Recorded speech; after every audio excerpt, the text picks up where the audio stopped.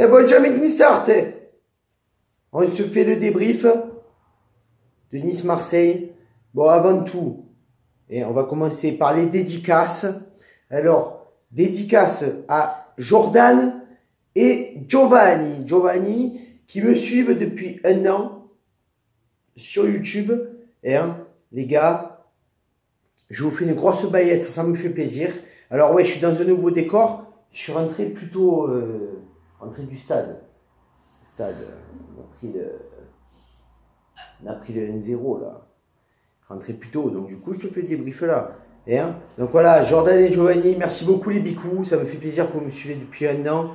Je vous fais une grosse dédicace. Et dédicace aussi à Jadesh 06.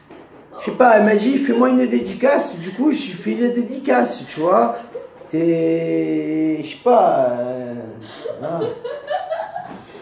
J'ai fait la dédicace. Bon, enfin bref. Bon. On va faire un débrief. Il est où le feu? Il est là. Alors on la connaît comme d'habitude. Nice-Marseille, Marseille-Nice, on le sait. Bengouze, il va te dire on a mangé la salade niçoise et on est là, il mangeait la salade niçoise et enfin bref, voilà.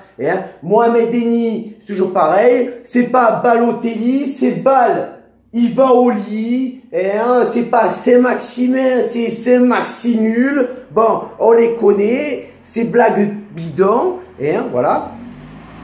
Et après, tiens, comment il s'appelle Steve, supporter of Marseille.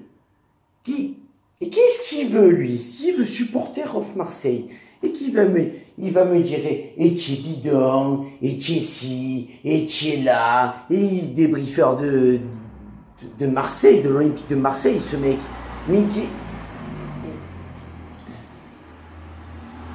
Et c'est bon Steve, ça va, celle-là, je te la laisse de victoire, c'est bon, je te la laisse celle-là. Qu'est-ce que tu veux que je fasse? Je voulais te faire la tête comme à là, comme ça, et on a perdu, qu'est-ce que tu veux? J'avais tout prévu, j'avais prévu pour la victoire, Steve, supporter of Marseille et tout, tu vois. Nique ta mère, voilà. Je voulais faire les montages, et bien les montages, ils m'ont dit nique ta mère. Si le supporter de Marseille, il a gagné. Voilà, l'Olympique de Marseille, ils nous ont battus. Ils nous ont battus, quoi. Sur les 15 premières minutes du match. Ok, on fait le match. Bon. Ici. Ils dominent quand même. Ils dominent. On possède, on a la possession de balle. On construit le jeu. On passe par les attaques. Maolida, Balotelli. Mais on manque cruellement de rythme dans ce match. On n'arrive pas à enflammer le match. Du coup, on marque pas. On empêche Marseille d'avoir la possession de balle. Ce qui est le plus important dans cette première mi-temps au final. Parce que Marseille, sans le ballon, c'est un Marseille qui marque pas. Mais c'est un Marseille qui tient bon en défense. Voilà, défensivement, ils sont là avec Bounassar, avec Amavi, Adil Rami. Je comprends pas d'ailleurs parce que Adil Rami sur le marquage très souvent de Saint-Maximin, Saint-Maximin qui est quand même jeune, Adil Rami qui est plus quand même qu'à un certain âge, qui n'arrive pas à prendre de vitesse Adil Rami. À un moment donné, papa, regarde ton âge, regarde l'âge d'Adil Rami. Et tu veux qu'on en parle ou pas de ton âge à un moment donné, parce que voilà, Saint-Maximin, plus ou moins, on va dire, dans un grand soir, oui, mais en même temps, non. Pourquoi? Parce que il élimine beaucoup de joueurs marseillais, mais au niveau de la finition, On n'y est pas. On n'y est pas. Comme d'habitude, on a un gros problème de finition à Nice. On a un très gros problème. Pourtant, dans la première mi-temps, on presse haut, on est très bon, on joue bien, on est correct dans le jeu, on réfléchit, on propose des solutions, mais finition merdique. Finition merdique qui ne nous permet pas de prendre l'avantage. Et à la 42e minute, sur un centre en retrait de Bounassar, Morgan Sanson qui reprend, eh ben, il la met au fond, et on ne peut plus rien faire. On ne peut plus rien faire. Voilà. Et, sur ce, l'avantage, c'est que Mohamed Eni ne va pas niquer une télé. Oh, putain, on a ce soir, Nice a sauvé une télé de Mohamed Eni.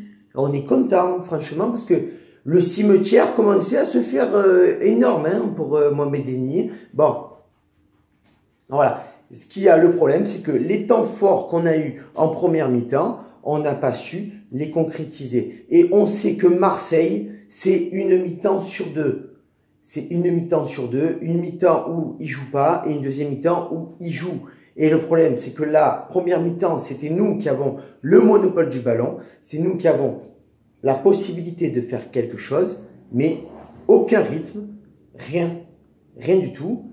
Et Marseille qui marque contre le cours du jeu face à nous, ça fait 1-0 et on regrette nos erreurs, notre manque de finition de la première mi-temps. Et donc sur ce deuxième mi-temps, les 5 premières minutes sont marseillaises. On n'arrive pas à prendre le monopole du jeu. On se fait complètement déborder défensivement. Et à la 55e minute, tu as Patrick Vieira qui fait un changement. Boscali fait sortir Boscali qui, tu vois, est bien dégoûté dans le match pour sortir, pour faire entrer Danilo Barbosa, pour passer en 4-3-3. Alors moi, je comprends pas trop pourquoi tu fais sortir un défenseur pour faire entrer un milieu de terrain. Certes, qui a beaucoup de percussions, qui peut créer des occasions. Moi, j'aurais plutôt fait rentrer un attaquant. Si tu fais sortir Boscali, fais-moi rentrer plutôt un attaquant. Je veux dire, parce que le problème qu'il y a, c'est que défensivement, ben, on n'est pas bon. Offensivement, on n'est pas bon non plus. Quand tu vois Balotelli qui est plus efficace dans les séquences défensives alors que c'est un attaquant, mais je veux bien, ok, Balotelli, tu es bon dans les séquences défensives, mais à un moment donné, on a besoin de toi offensivement, on n'a pas besoin de toi défensivement. Donc, on a un gros problème. On a un gros problème.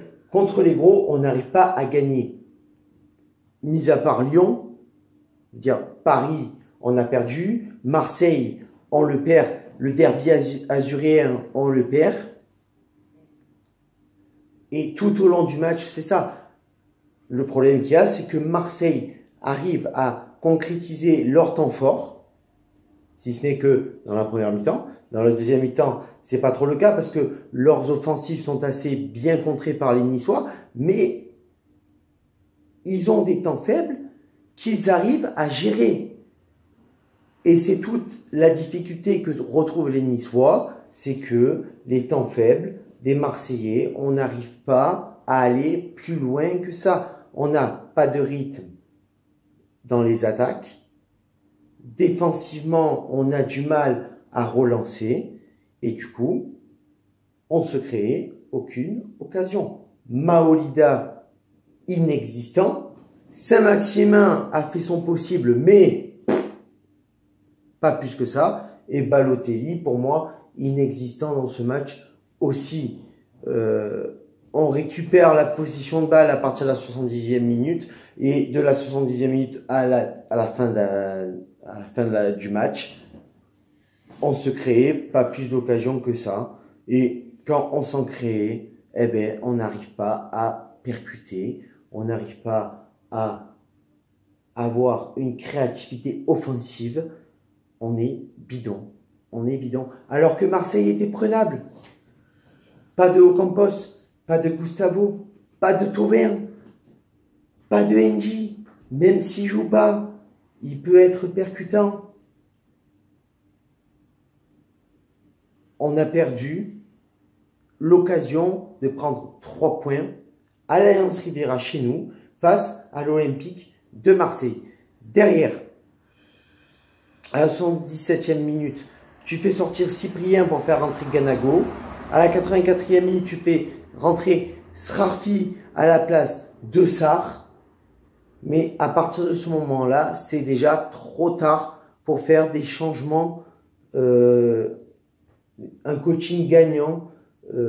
Tu peux pas. C'est pas possible. On n'a eu aucune agressivité offensive.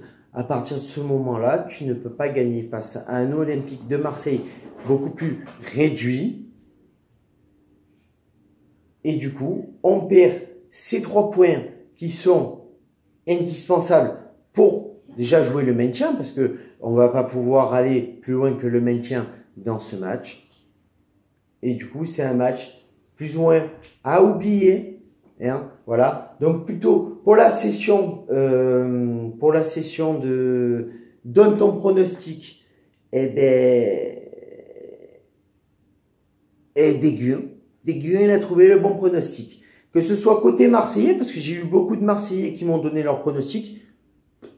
J'en ai un, il m'a sorti 5-0 et lui, il s'est cru à Marseille, tu sais, lui, le vrai Marseillais, tu vois, et 5-0 et tu t'écris, ça va, oh, tu joues chez nous, papa.